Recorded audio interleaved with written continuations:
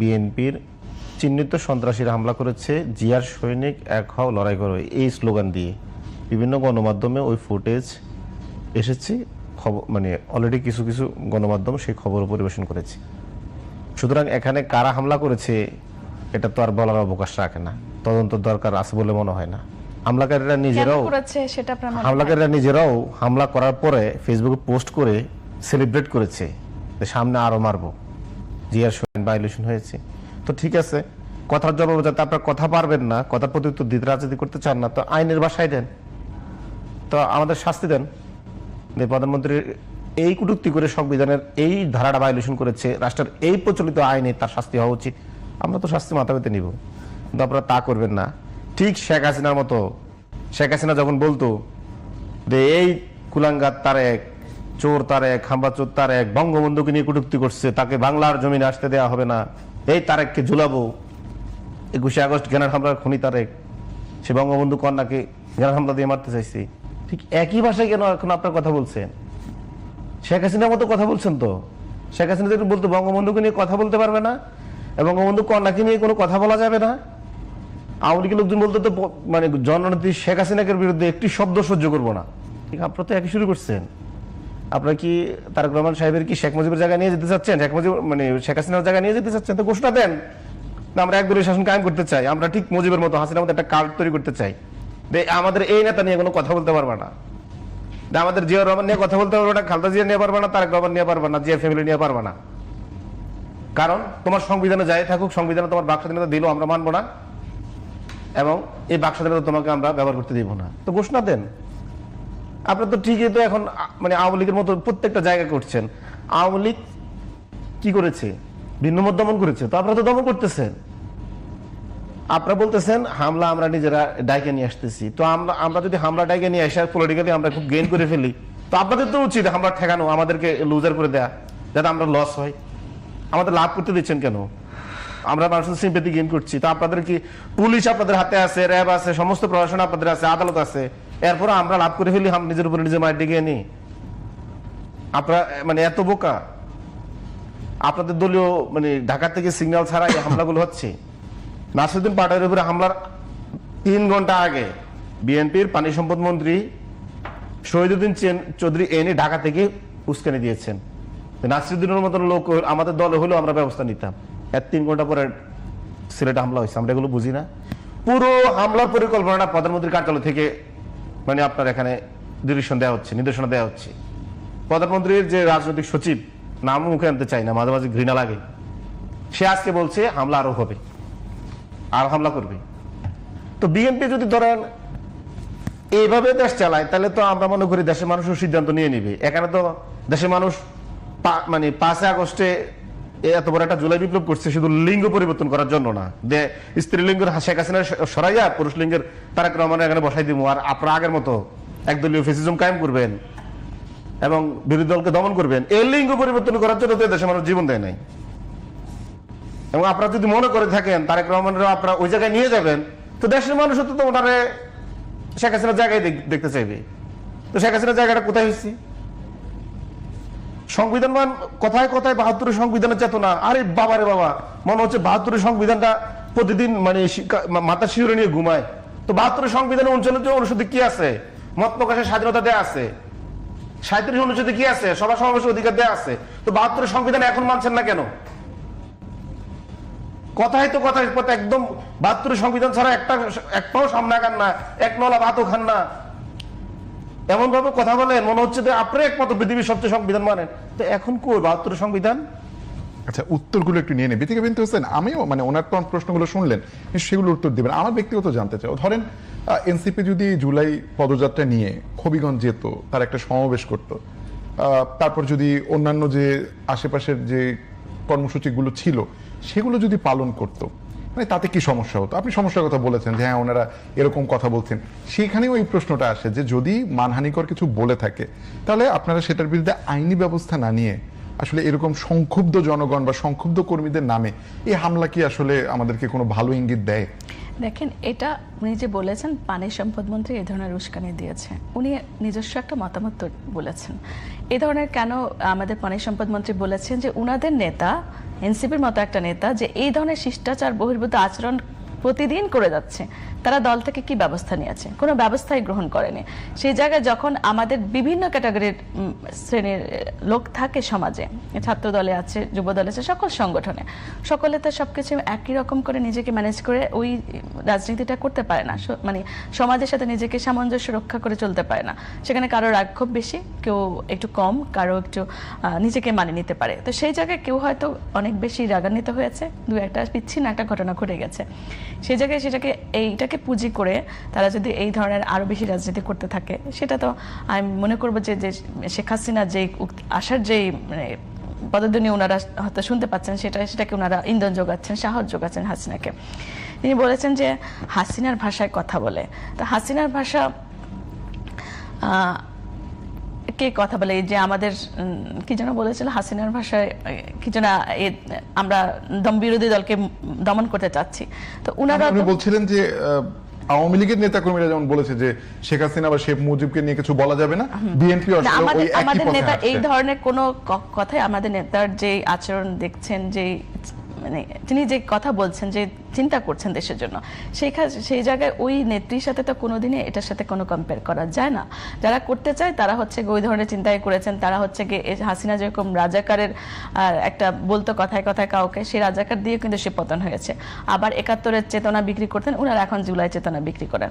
তো আমি বলতে চাই যে তারা যে চিন্তা ভাবনা করছেন মানুষ কি লিঙ্গ পরিবর্তনের জন্য, এই ধরনের বাজে মন্তব্য, অশ্লীল মন্তব্য আমি আসলে এখানে করতে চাই না। মনে করে যে আমার সাথে যে কাজ করবে সে এই ধরনের ভাষাগুলো একটু সংযত আছে, ভাষাগত কাজের নিয়ে সংযত আচরণ করবে না। উনি সম্ভবত বলতেছেন, আমি একটু পরিষ্কার করার কারণ যেহেতু এই শোয়ে আলোচনাটি উনি মানে যেটি বলেছেন আপনি সেটির ব্যাখ্যা হয়তো বা দিতে পারেন যে একজন নারী প্রধানমন্ত্রীকে সরিয়ে আসলে একজন পুরুষ প্রধানমন্ত্রীকে বসানোর জন্য এই আন্দোলন হয়েছিল। প্রশ্ন ছিল তাহলে এটা হচ্ছে গিয়ে পর্যায়ক্রমে যিনি ক্ষমতা, যারা জনগণ যাকে নির্বাচিত করে সেই নির্বাচিত হবে। তারা কি এটাই তারা ভাবে যে জুলাই আন্দোলন হয়েছে তাদেরকে ক্ষমতায় বসানোর জন্য? তারা তো এটাই বলতে চায়। আর কাকে বসাবে?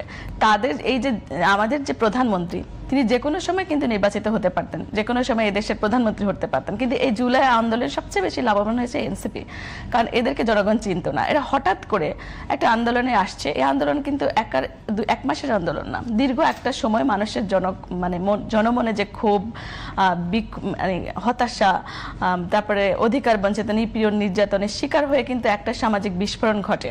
সেটা একটা ইতিহাস বিনির্মাণের একটা অংশে তারা এসেছে। ইতিহাসটা অনেক আগে থেকে, ১৭ বছর ধরে মানুষের নিপীড়নের একটা ইতিহাস, সেখানে ওনারা হঠাৎ করে এসে পুরো ক্রেডিটটা নিয়ে দিতে যাচ্ছেন। তো এই যে এনসিপি কিন্তু যেই তাদের পরিচয়, যে তাদের যে নিজস্ব পরিচয়টা কিন্তু তারা বিলীন হয়ে গেছে। কারণ তাদের যে আদর্শ, তাদের যে নৈতিকতা ছিল, স্বাতন্ত্রতা ছিল, তারা কিন্তু সেখান থেকে নিজেদেরকে চেঞ্জ করে ফেলেছে। কারণ তারা ক্ষমতার কাছে বিক্রি হয়ে গেছে রাজনৈতিক সুবিধা অর্জনের জন্য, ৫-৬টা সিটের জন্য। তাদের যে স্বাতন্ত্রতা ছিল, যে নৈতিকতা ছিল, জনগণের যে প্রত্যাশা তাদের কাছে ছিল, সেই প্রত্যাশা থেকে সরে এসে তাদেরকে বিক্রি করে দিয়েছে নিজেদেরকে একটা জামায়াতের কাছে। তো সেই জায়গা থেকে তো ওনাদের নৈতিকতার কথা বলতে পারে না, এদের কথা বলতে পারে না। কথা বলার আগে ওনাদেরকে চিন্তা করা উচিত। নৈতিকতা বিক্রি করে দিলে কি তার উপর হামলা বৈধতা পায়? না, এই ধরনের হামলা বৈধতা পায়, এটা আলাদা একটা প্রসঙ্গ। এটা তো তারা নিজেরাই এখন নিজেদেরকে অনেক বেশি গুরুত্বপূর্ণ করার জন্য, আমি আগেও বলেছি এখনো বলছি, গুরুত্বপূর্ণ করার জন্য তারা কিন্তু এই ধরনের কাজগুলো করছে, উস্কানিমূলক মন্তব্য দিচ্ছে, মিডিয়া কভারেজ নেওয়ার চেষ্টা করছে, সিম্পেথি আদায় করার জন্য চেষ্টা করছে। কিন্তু ওনারা যেটা ভাবছেন যে আবার গণঅভ্যুত্থান হবে, কার বিরুদ্ধে গণঅভ্যুত্থান হবে? তখন ফ্যাসিস্ট ছিল, জনগণ নিপীড়িত ছিল, নির্যাতিত ছিল, তার বিরুদ্ধে জনগণ এসেছে। এখন কি জনগণ নিপীড়িত, নির্যাতিত? তারা হচ্ছে তাদের সুবিধাগুলো পাচ্ছে না। ইন্টারিম গভর্নমেন্টের সময় যে সুবিধাগুলো তারা পেত, এখন সেগুলো পাচ্ছে না দেখে তাদের হতাশা কাজ করছে যে আবার তারা সেরকম রাজত্ব চায়, তা সেরকম মানে ক্ষমতা চায়। তাদের নিজেদের মধ্যে তো ঐক্যবদ্ধ নয়, তাদের নিজেদের তো ভ্যালিশ হয়ে গেছে। তাদের মাহফুজুর আলম যেটাকে মাস্টার মাইন্ড বলা হতো, তিনিই তো অন্য একটা দল গঠন করেছেন। তো সেখানে তো তারপর তাসমিন, যারা নতুন একটা বাংলাদেশ গড়ার স্বপ্নে তিনি এখানে এসেছেন, তিনিও তো সেই দলে থাকেননি। কি কারা আছেন এই দলে যারা হচ্ছে আওয়ামী লীগের সাথে সংশ্লিষ্ট ছিল, যারা আওয়ামী লীগ হাসিনাকে নেত্রী মানত, মানে এবং ছাত্রলীগের সাথে সম্পৃক্ত থাকতো, ওই কয়জনে কিন্তু মিলে এনসিপিতে আছেন এবং তারা ক্ষমতা। নাহিদ ইসলাম আওয়ামী লীগের সঙ্গে ছিলেন, সেটা আপনারাই ভালো জানেন। না, অভিযোগ আপনি করছেন, আমি বলছি আপনি যখন কোনো অভিযোগ করবেন, এই ধরনের ম্যাক্সিমামই তাদের ম্যাক্সিমামই এই ধরনের আচ্ছা একটু জয়নুল আবেদিন শিশির, এই আপনি যদি এগুলোর কোনো উত্তর দিতে চান সেটা, আর আমার ব্যক্তিগত একটু জানার জায়গা কি যে এই কথাটা বারবার ওঠে বিশেষ করে বিএনপির পক্ষ থেকে, এবং এর আগে একজন বিএনপির সংসদ সদস্য এই শোয়ে বলে গেছেন যদি সুশাসন চান তাহলে আগে সুবচনের অনুশীলন করেন। এটা আসলে খুব একটা খারাপ আহ্বান আমিও মনে করি না, যে ঠিক আছে মানে রাজনৈতিক বক্তব্য থাকবে কিন্তু সেখানে সুবচন থাকাটা তো খারাপ কিছু না, কিন্তু রাজনৈতিকভাবে আবার যে এই এমবার্গো থাকবে এই কথা বলা যাবে না তেমনটাও আসলে বাক স্বাধীনতার পরিপন্থী বলে আমিও বিশ্বাস করি। তা আপনারা কি আসলে মনে করেন নিজেদের মধ্যে কখনো এই মূল্যায়নটি হয়েছে কিনা যে আমরা কখনো কখনো মাত্রা ছাড়াচ্ছি কিনা সেটা ভেবে দেখার সময় আসছে? আচ্ছা, আপনি যেটা বললেন যে আমাদের সুবচন, আপনি শুধু নাসিরউদ্দিন পাটোয়ারির কোন খারাপ কথাটা বলছে বা কারে গালি দিছি এটা গালি দেখান তো। মানে কেউ চাঁদাবাজ না এমন কাউকে কি নাসিরউদ্দিন পাটোয়ারি চাঁদাবাজ বলছে? বা কেউ দখলবাজ না এমন কাউকে কি নাসিরউদ্দিন পাটোয়ারি দখলবাজ বলে মিথ্যাচার করেছে? তাহলে দেখান না যে নাসিরউদ্দিন পাটোয়ারি এই গালিটা মিথ্যা দিছে বা এই গালিটা দিছে। বরং নাসিরউদ্দিন পাটোয়ারি তার বক্তব্য যেগুলো দিয়েছে এগুলো বিএনপি প্রতিনিয়ত দেয়। বিএনপি নাসিরউদ্দিন পাটোয়ারির যেভাবে গালিগালাজ করে, ডারবি নাসির বলে, নাসিরের মা তুলে বোন তুলে গালিগালাজ করে, এগুলো তো নাসির কখনো কানই নেয় না। নাসির কিন্তু এত গালিগালাজ করে, নাসির কিছু বলে? নাসির তার রাজনৈতিক শিষ্টাচারের মধ্য দিয়ে বক্তব্য দিয়ে যাচ্ছে, কেউ বলতে পারবে না নাসির গালি দিচ্ছে কাউকে। বরং যে এলাকায় যায় নাসির ওই এলাকার কারা বালু দখল করে, মানে বালুমাঠ দখল করে, তারপর হচ্ছে দোকানপাট দখল করে, দোকানপাটে চাঁদাবাজি করে, তাদের নামগুলো সে প্রকাশ করে দিচ্ছে। এখন এতে ঘা লেগে যাচ্ছে। তারপরে ওনারা বললেন যে সুবচনা আমাদের খুব দরকার। আচ্ছা বলেন তো, ওনাদের দলের যে ফজলুর রহমান জুলাই যোদ্ধাদেরকে নিয়ে যে অকাত্য ভাষায় গালিগালাজ করেছে, কোন জুলাই যোদ্ধা যদি তাকে একই ভাষায় গালিগালাজ করে বিএনপি সহ্য করতে পারবে? বা যদি এখন আমরা ধরে যদি তারা ধাওয়া দিই যে আমাদের কারণে তোমার মতো লোক এমপি হইতে পারছো, অথচ এর সাথে সময় একটা ভুয়া ইলেকশনে এমপি হয়েছো, জীবনে এমপি হইতে পারো না। তুমি তোমার জীবনের শ্রেষ্ঠ অর্জন জুলাই আন্দোলন, এর মধ্য দিয়ে তুমি ফজলুর রহমান এমপি হইতে পারছো 1400 ছাত্র জনতার জীবনের মধ্য দিয়ে। তুমিও জুলাই পক্ষে ছিলা, কিন্তু এখন জুলাইকে অস্বীকার করছো। তো ব্যবহার তো খারাপ তাদের, অকৃতজ্ঞতা তাদের। আপনি দেখেন না, দুইটা আপনি একটা স্টোরি করেন, মানে আপনার মাল্টিমিডিয়া স্টোরি, একটা জার্নালিস্ট স্টোরি করেন না, দুইটা আমাদের বক্তব্যগুলো একসাথে করেন আর বিএনপি নেতাদের বক্তব্যগুলো একসাথে করেন, কারা বেশি কাদের ব্যবহারটা খারাপ? আপনি জনগণ বা আপনার পাঠকের সিদ্ধান্ত নিবে। তারপরে বলছে আমরা মবক্রেসি করি, এই করি সেই করি। এই যে আওয়ামী লীগ সংশ্লিষ্ট, আওয়ামী লীগ সংশ্লিষ্ট আমি আসতেছি, দেখেন মানে ওনার কথা হচ্ছে আমরা সবাই আওয়ামী লীগ করি, আওয়ামী লীগ করে আওয়ামী লীগের পতন আমরা করছি, মানে আওয়ামী লীগ নিজের পতন করছে। পতন করেন নাই, আওয়ামী লীগ এই যে মাঝে মাঝে আমাদেরকে বলে কি আমরা আওয়ামী লীগ করি, আর সবচেয়ে বেশি ছাত্র শিবিরে বলে যে ছাত্র শিবির হচ্ছে সব ছাত্রলীগ করছে। ছাত্রলীগের পিঠে ক্যাম্পাস থেকে বাইর করে দিচ্ছে, মানে শিবির যদি ছাত্রলীগ হয় তাহলে ছাত্রলীগের পিঠে বাইর করে দিচ্ছে, নিষিদ্ধ আন্দোলন করছে। আর এনসিপি হচ্ছে এখন আওয়ামী লীগ হয়ে গেছে, আর আওয়ামী লীগের পতন করছে। ব্যাপারটা কেমন যৌক্তিক মনে হয় না? এরকম হাস্যকর কোন যুক্তি আছে? 4 তারিখ থেকে আন্দোলনটা বিএনপি নিয়ন্ত্রণে নিয়ে গেছে। আমি একটু শেষ করি। তারপর উনি বললো তো আমরা মবক্রেসি করি। বাংলাদেশে আপনি দেখেন, বাংলাদেশে আজকে দিনও বিএনপি দলীয় কোন দলে 5-7টা জায়গায় কিন্তু সংঘর্ষ হয়েছে, আমাদের উপরে 2টা হামলা হয়েছে। এছাড়াও বিএনপি 5 আগস্ট পরবর্তীতে তার দলীয় কোন দলে 300 নেতাকর্মীকে খুন করেছে। আচ্ছা এখন বলেন, ওই 300 নেতাকর্মীদের খুন হয়েছে, ওই জায়গায় কার মুখের ভাষাটা খারাপ ছিল? মুখের ভাষা খারাপের জন্য যদি আপনারা বলেন সংঘর্ষ বাধে, তাহলে আপনাদের দলীয় কোন দলে যে 300 নেতাকর্মী খুন হয়েছে, তাহলে ওই জায়গায় মুখের ভাষা খারাপের জন্য কি নেতাকর্মীদের খুন করছেন? ওই জায়গায় কারটা খারাপ ছিল? এগুলো আর মানুষের বলেন না ভাষার জন্য, আপনারা বরং আপনারা এটা স্বীকার করেন আপনাদের দলটাই হচ্ছে এরকম।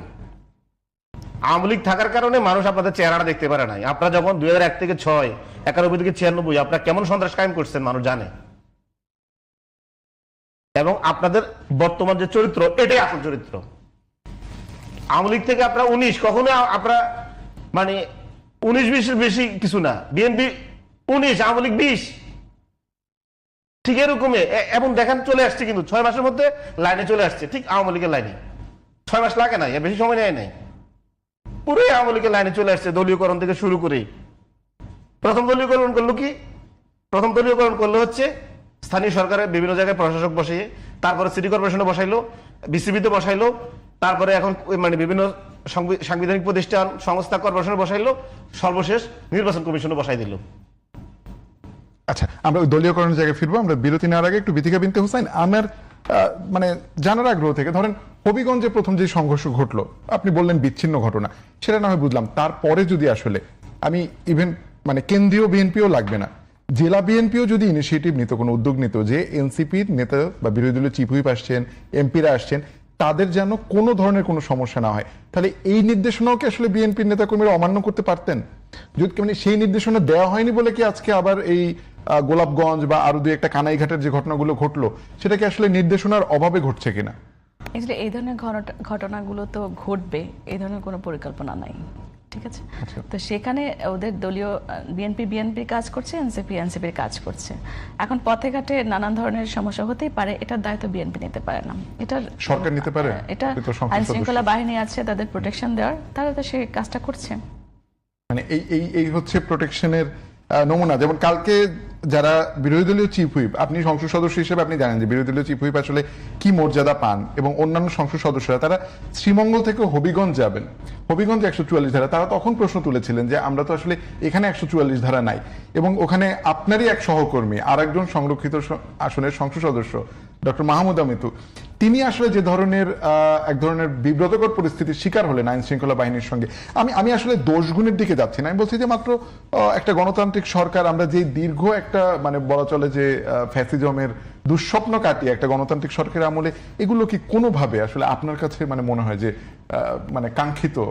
না, এখন আমাদের তো কাঙ্ক্ষিত না এই ধরনের মানে একটা ফ্যাসিজমের বিরুদ্ধে আমরা লড়াই করে একটা সাম্য, মানবিক, মর্যাদাপূর্ণ বাংলাদেশ গড়ার স্বপ্নে আমরা সবাই ঐক্যবদ্ধ হয়ে আন্দোলন করেছি। এখন সেই আন্দোলনে সব শ্রেণী পেশার মানুষ এসেছে এখানে। এখনো অনেকের ভিডিও আমি দেখি সোশ্যাল মিডিয়া যে হ্যাঁ আমরা আন্দোলন করেছি, আমি চোখ হারিয়েছি, আমি পা হারিয়েছি, আমার মা হারিয়েছে, আমার বাবা হারিয়েছে, কিন্তু এটার আমাদেরকে পুঁজি করে একটা দল সকল ক্ষমতার কেন্দ্রবিন্দুতে থাকতে চাচ্ছে, তারা সকল ক্রেডিট তারা নিতে চাচ্ছে, তাদের সব সুবিধা নিচ্ছে, আমাদের কোনো খোঁজই রাখতেছে না। তো এনসিপি যদি কোনো নৈতিক আদর্শের দল হিসেবে নিজেদেরকে গঠন করতে চাইতো, তারা এই ধরনের রাজনীতিকরণের আগে জনগণের পালস বোঝার চেষ্টা করতো, জনগণ কি চাচ্ছে সেটাই তারা কাজ করতো। উনি বলতেছেন যে আমাদের বিএনপির অবস্থা নাকি খারাপ দিকে যাচ্ছে, তো আমাদের প্রধানমন্ত্রী যে কাজ করছে তার উপর কিন্তু আস্থা আছে 73% লোকের, 73 অথবা এর বেশি পার্সেন্ট লোকের। জরিপের ফলাফল, জি।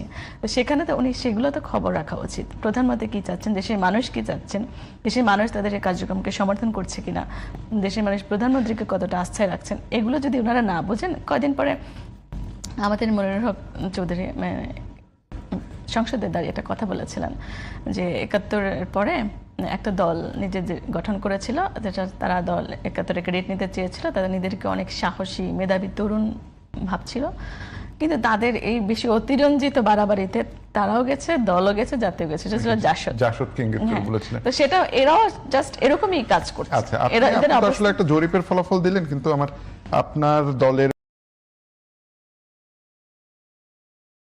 ধরনের ঝুঁকি মনে করে, তার সঙ্গে তো সংঘাতে বেশি জড়ায়, সেক্ষেত্রে আপনারা এটা মনে করেন কিনা? সাথে একটা সম্পূরক প্রশ্ন জুড়ে দিই, আজকেও জামাতের একটা প্রোগ্রাম ছিল, সেখানে জামাত আমির কথা বলেছেন, খুব অদ্ভুত কারণে এনসিপির উপরে এই সাম্প্রতিক ঘটনাগুলো নিয়ে তার খুব একটা কথাবার্তা ওই বক্তব্যে আমি ব্যক্তিগতভাবে শুনিনি। আপনাদের মধ্যে কি কোনো দূরত্ব চলছে? প্রথমত আপনি যেটা বললেন যে আমাদের উপর হামলা হলে আমরা সিম্প্যাথি গেইন করি, সিম্প্যাথির জন্য না, বা এটা আমাদের গুরুত্ব বেশি, এরকম আমরা মনে করি না। আমরা দেখেন বিএনপির দলীয় কোন দলে যে 300 নেতাকর্মী খুন হয়েছে, এর জন্য আমরা দুঃখ পাই। আমরা মনে করি এই যে খুন, 300 খুন, এই খুনের মধ্যে দিয়ে একটি সামাজিক অবক্ষয় তৈরি হয়, পুরো সমাজের মানুষ ক্ষতিগ্রস্ত হয়, মানুষের চরিত্র নষ্ট হয়, খুনটা স্বাভাবিক হয়ে যায় এক সময়। তো সুতরাং আমাদের উপরে হামলাটাকে আমরা কখনোই গুরুত্ব বাড়ছে এরকম কিছু মনে করছি না, বরং এটা মনে করি সামগ্রিকভাবে দেশের জনগণের চরিত্রগত একটা সমস্যা হয়ে দাঁড়ায়, এবং এই ভায়োলেন্সটা একসময় মানুষের মধ্যে স্বাভাবিক হয়ে যায়, এবং এটা টোটালি একটা সোশ্যাল ট্রমায় হয়ে যায় এক সময়। তো এটা আমরা কোনোভাবে কল্পনা করতে চাই না, চিন্তা করতে চাই না। আমরা মনে করি এতে আমি যতই ভিকটিম হই, আলটিমেটলি সমাজের ক্ষতি, এবং এটা হওয়া উচিত না। দেখেন, আমি এখানে বসে আছি, একটু আগে আমাদের এই হামলার প্রতিবাদে মানে আমাদের ফুলবাড়ি উপজেলা উত্তরবঙ্গের সেখানে বিএনপি সরাসরি দেশীয় অস্ত্র শস্ত্র লাঠিসোঁটা নিয়ে আমাদের উপর হামলা করেছে, মিছিল বের হয়েছে, মিছিলে হামলা করেছে। সিলেটে হামলার পরে এটা উত্তরবঙ্গে এটা প্রতিবাদের হামলা, এবং যে সমস্ত লাঠি নিয়ে হামলা করেছে মানে লাঠি ছোড়া নিয়ে একদম স্পষ্ট দেখা যাচ্ছে। তো এটা যদি ধরেন আপনার চলতে থাকে, কি কথা বললে আপনি লাঠি দিয়ে দেশীয় অস্ত্র নিয়ে হামলা করবেন এবং চোখ তুলে নেবেন। এই যে আলিফ, যে হবিগঞ্জের ছেলে আলিফ, অপারেশনটি হলো নাজমুল হাসান অনি নামে ছাত্র দলের সদস্য সচিব, সে সরাসরি চোখ মানে চোখ তুলে নিছে এভাবে, মানে লোয়ার ইয়ে দিয়ে আপনার চোখের মধ্যে মারছে। এটা তো প্রমাণিত, ফুটেজ আছে। তো এখন এদের কি শাস্তি হচ্ছে? বরং দল থেকে তো কোনো নির্দেশনা দেওয়া হচ্ছে, নলে দলের নেতা কর্মী সারা বাংলাদেশে এভাবে লাঠি নিয়ে কিভাবে আওয়ামী লীগের মতো সন্ত্রাস করছে। আপনি কি মনে করেন তারেক রহমানের অনুমতি ছাড়া? বিএনপি তো মাঝে মাঝে বলে তারেক রহমানের অনুমতি ছাড়া এক গ্লাস পানিও খায় না। এত বড় মানুষের চোখ তুলে নিবে, এত বড় একটা ঘটনা, হাতে লাঠি নিবে তারেক রহমানের অনুমতি ছাড়া? এর সব সাংগঠনিক নেতা, পদ পদবি আছে, এদের রাজনৈতিক ক্যারিয়ার আছে, এরা জীবনও সেন্ট্রাল ডিরেকশন ছাড়া এরা কাজ করে না। বরং আমার কাছে যেটা মনে হচ্ছে যে বিএনপি মনে করছে যে দেশে কোনো বিরোধী দল ওনাদের আর দরকার নাই, দরিয়া পার হয়ে গেছে। এখন যেভাবে 1975 সালে যারা বিপ্লব করেছে, বিপ্লবীদেরকে জিয়াউর রহমান দেশ ত্যাগ করতে বাধ্য করছে, তাদের হুমকি ধমকি দিয়ে দেশান্তরিত করছে। বরং যে আওয়ামী লীগের পতন 75 সালে দেশের সেনা জনতা করেছে, সে আওয়ামী লীগকে 1979 ইলেকশনে পার্লামেন্টে 41টি আসন দিয়ে বিএনপি বিরোধী দল আসনে বসাইছে এবং বিপ্লবীদের সাথে বেইমানি করছে। যেমনই ভাবে খালেদা জিয়া যে এরশাদ পতনের আন্দোলনের পরে যে এই গণঅভ্যুত্থানের সাথে বেইমানি করে যারা ওনাকে 18টি আসন দিয়ে বিনা মন্ত্রিত্ব না নিয়ে সমর্থন দিচ্ছে, তাদের ছাত্র সংগঠন তাদের উপর হামলা করেছে সারা দেশে, এবং একতরফা একটা ইলেকশন করে ওই জায়গায় বেইমানি করেছে। ঠিক তারেক রহমান সাহেব এখন যারা জুলাই বিপ্লব করছে, ঠিক 1975-এর বিপ্লবীদের মতন আবার এই বিপ্লবীদেরকে ক্রাশ করতে যাচ্ছে, এবং তিনি এই বিপ্লবীদেরকে উনি সহ্য করবেন না। কারণ এই বিপ্লবীরা দেশের জনগণ এই বিপ্লবীদেরকে ওন করে, এবং এরা বয়সে কম হলেও দেশের মানুষ এদেরকে আপন মনে করে, এদেরকে আস্থার ঠিকানা মনে করে, এবং এদেরকে সফল সার্থক মনে করে, এবং এদেরকে নিরঙ্কারী মনে করে, এবং এদেরকে আগামী ভবিষ্যৎ মনে করে। এই জন্য উনি নিজ ব্যক্তিগতভাবে থ্রেট মনে করছেন, যে কোনো মূল্যে হোক এনসিপির বিপ্লবীদেরকে রাজনীতি করতে দিবেন না।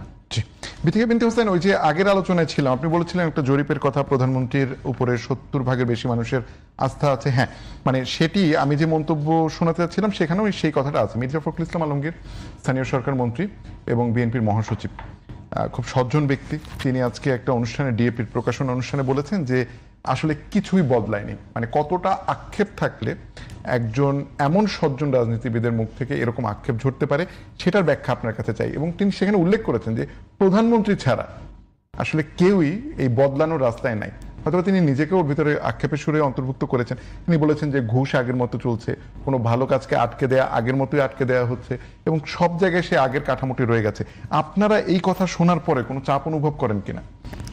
না, এটা তো ধরেন ফ্যাসিস্ট বাহিনীর প্রধান যেভাবে দেশ চালিয়েছে বিগত 17 বছর, তার দলীয়করণ, তার একক নেতৃত্ব প্রতিষ্ঠা করার জন্য প্রত্যেকটি প্রশাসনের রন্ধ্রে রন্ধ্রে দুর্নীতি ঢুকিয়ে দিয়েছে। যোগ্য লোকদের বাদ দিয়ে তার নিজস্ব যারা লোক ছিল প্রশ্নপত্র ফাঁস করেছে, এমনি নিয়োগ দুর্নীতি হয়েছে, সবভাবে কিন্তু তারা এভাবে দুর্নীতিটাকে প্রতিষ্ঠিত করেছে।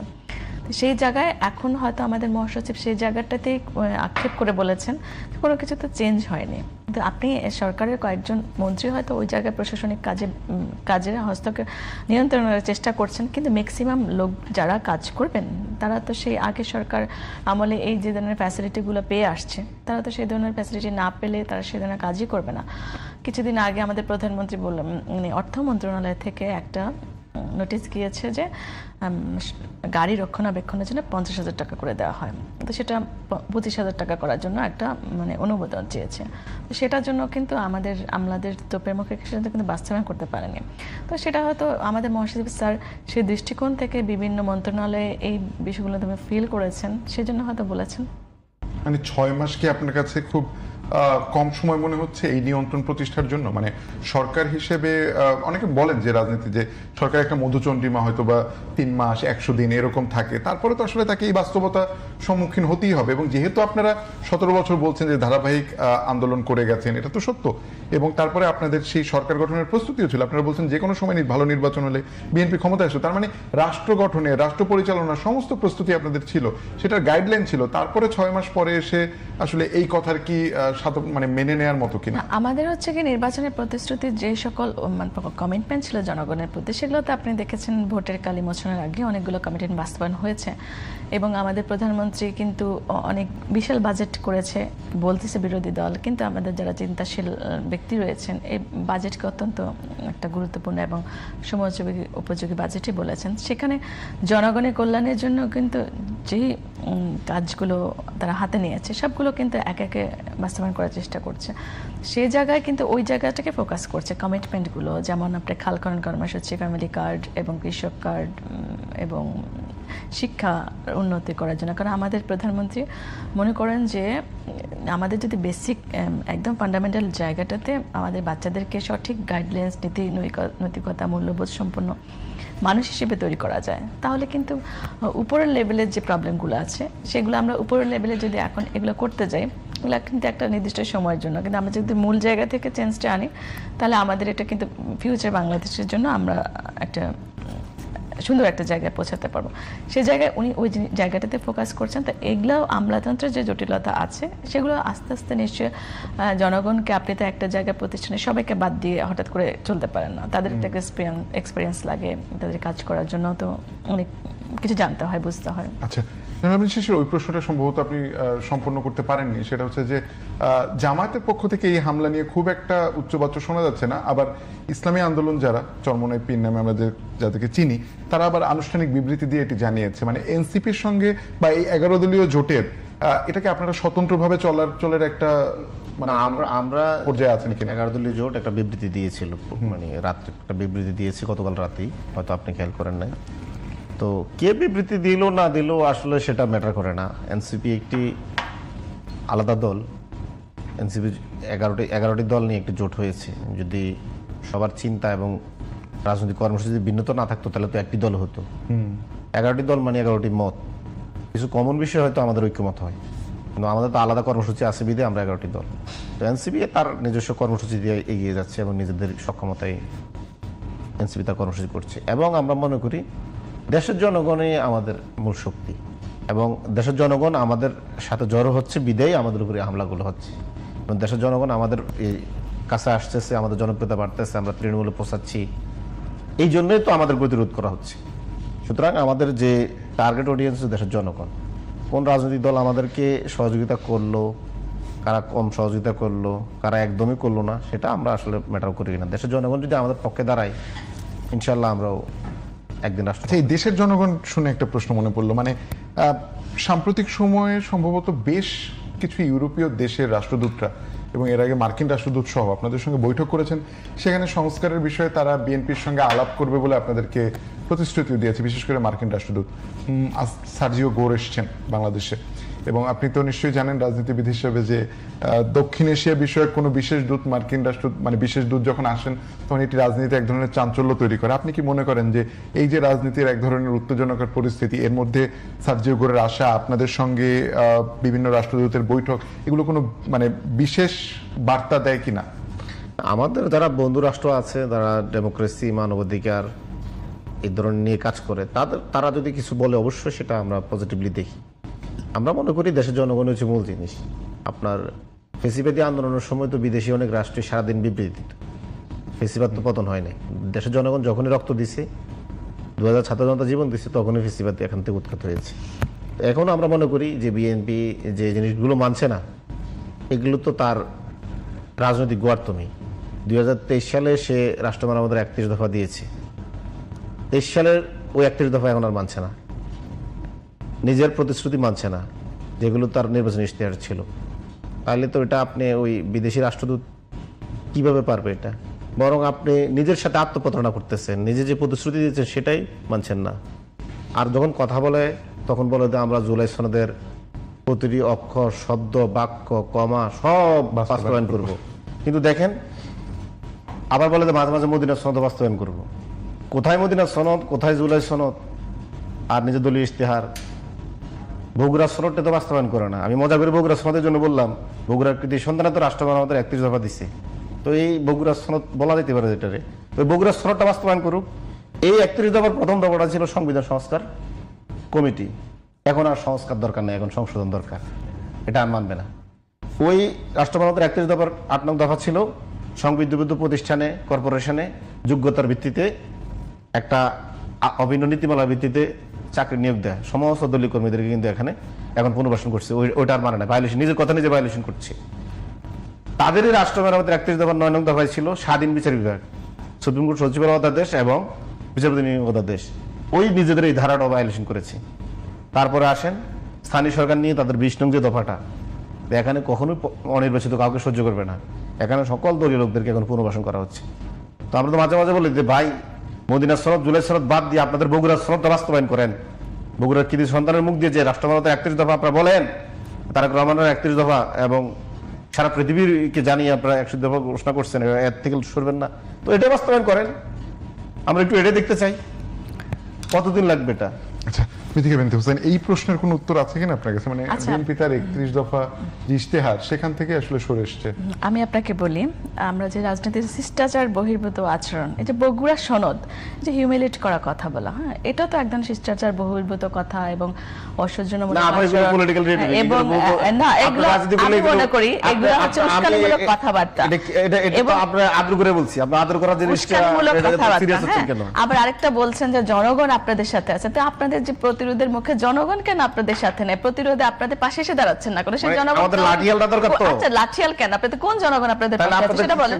কোন জনগণ আপনাদের সাথে আছে এটা বলেন না। আপনাদের আমাদের জনগণ এটা বলতেছেন, আমাদের জনগণ এসে আপনাদেরকে ডিম মারতেছে, এই সব কমপ্লেইন করছেন। তো আপনাদের সেই জনগণ কোথায় প্রতিরোধ করার জন্য যারা ডিম মারছে? আমাদের জনগণ তো 5 আগস্ট শেখ হাসিনা জিজ্ঞাসা করে কোথায় আছে? কাল্পনিক কথা বলেন না, এই যে শেখ হাসিনা যদি আপনারা ভাষায় শেখ হাসিনার মতো কথা বলে, জনগণ আমাদের সাথে নাই।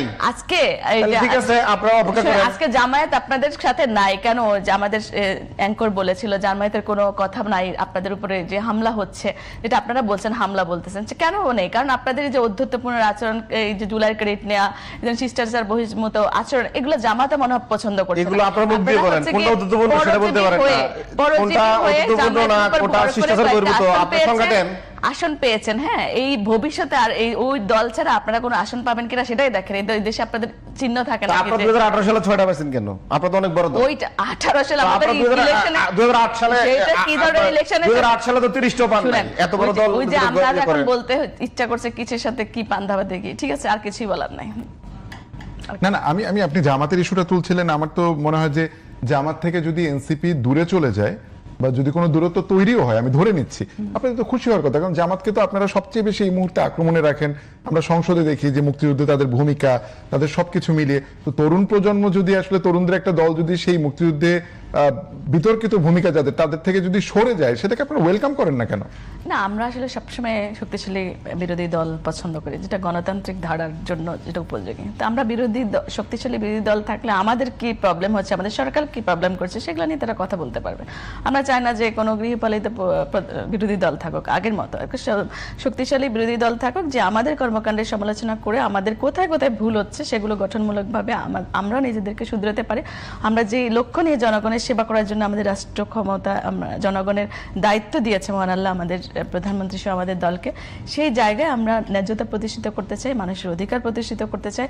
আমরা যে বাংলাদেশ আপনারা দেখছেন এবার যাবৎকালে বাংলাদেশ যেই ধরনের শাসক, এই 17 বছরের যে দুঃশাসনের সময় আমরা যে প্রধানমন্ত্রীকে কল্পনা করেছি, সেই প্রধানমন্ত্রী আমাদের সামনেই আছে। এত মানবিক, এত সিম্পল একজন প্রধানমন্ত্রী এর আগে কেউ দেখেনি। তো আপনারা সকলে মিলে আমাদের তাকে হেল্প করা উচিত, এবং যে বাংলাদেশ তিনি আমাদের স্বপ্নের বাংলাদেশ পূরণ করতে পারবেন।